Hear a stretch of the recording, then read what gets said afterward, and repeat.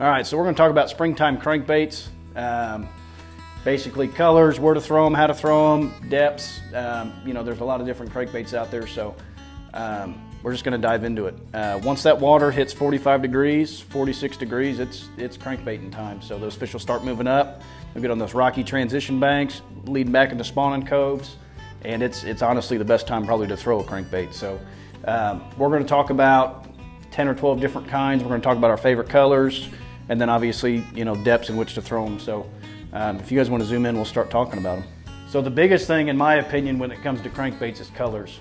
And what I mean by that is this time of year, you want to have a crawl color on and you want to have a shad color on. So you can catch them on a crawdad color, you know, banging the bottom, and then you've got your shad color, you know, if they're a little bit off the bottom or something like that. So my favorite bait, and Peyton's favorite bait, and Tyson's favorite bait is a RAPALA DT6.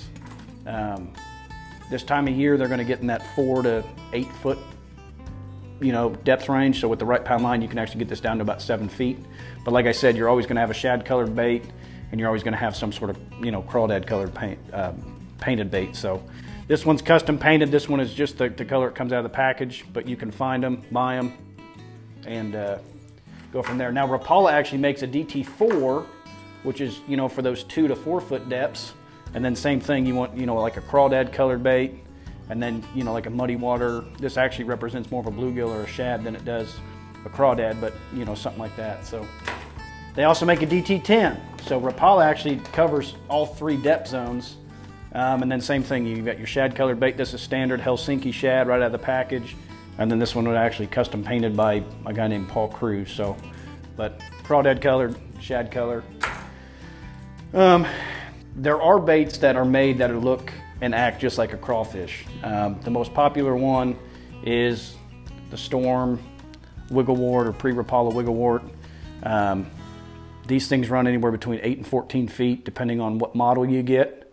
Your pound on your, you know, your line test, if it's 10 or 12, and then obviously how far of a cast. So these things are nice because you can grind them in 2 and 3 foot of water, and you don't have to worry about the bill breaking or them chipping or anything like that, and they deflect off cover really well. Now, when you go to a bait that's designed to look like a crawfish, I don't buy any other colors than crawfish colors.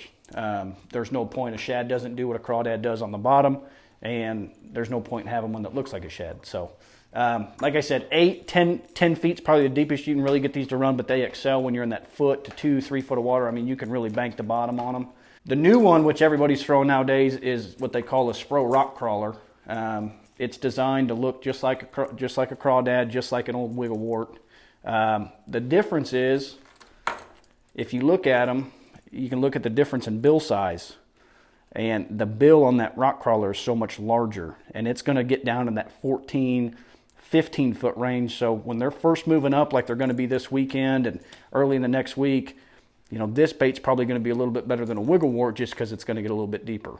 But, you know, same thing. I will never throw a shad colored one of these. There's just no point.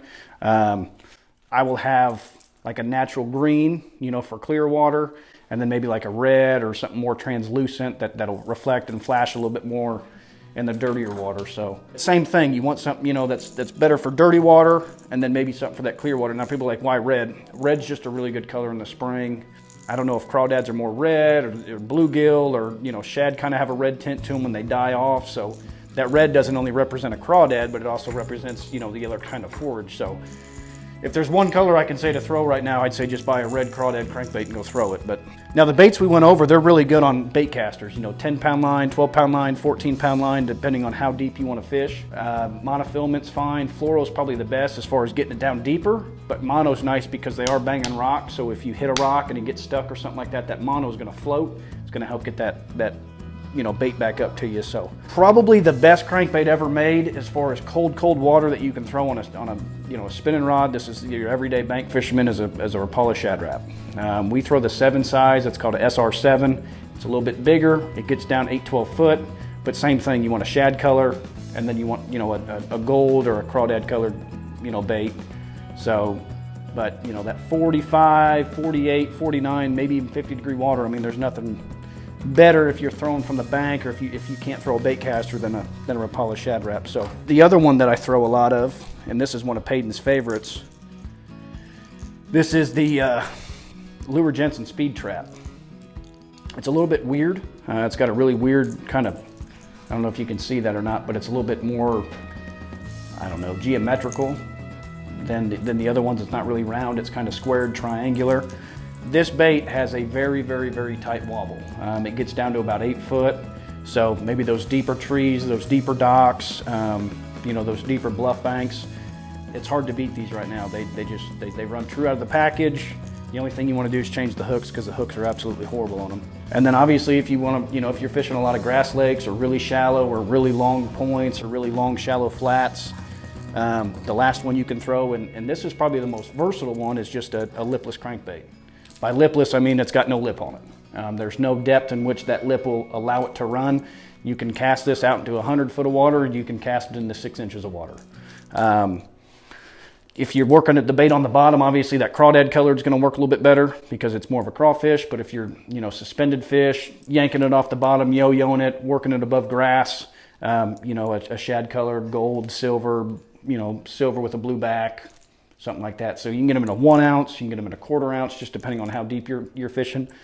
I don't recommend these to people fishing from the bank, only because there's nothing to protect it from getting snagged, getting hung up on a tree, or hung up on a, you know, a wad of line, or hung up on a tire. So if you're fishing from the bank, get something that's got a bill. Hopefully this helps. I mean, that's, you know, a lot of people are like, hey, you know, where do I start? What do I throw? You know, I'm confused. What are the fish doing? You know, the first 3 I'm buying some sort of square bill crankbait, probably in a craw color if you're going to fish soon. I'm buying a RAPALA DT6, a shad color, just because you can throw that in a foot of water when they, you know, when they really get shallow, or that 6 to 8 feet. And the last one that I would throw is going to be a DT10. The reason I say that is 10 to 12 foot, you can really crash the rocks with it. It's got a tight wobble, it's balsa. It's just a really good bait. It doesn't get hung up a lot, and it's just one of those baits that doesn't cost an arm and a leg. Now, hopefully that helps. I mean, there's a lot of crankbaits out there. There's a lot of confusion. There's a lot of what ifs, and hopefully that helps. So go find some rocky stuff, some docks, some laydowns, and go fishing. So, you guys got anything to add? Great job. That's all he gets, a great job? Great job, man. You get like a handshake or a hug or...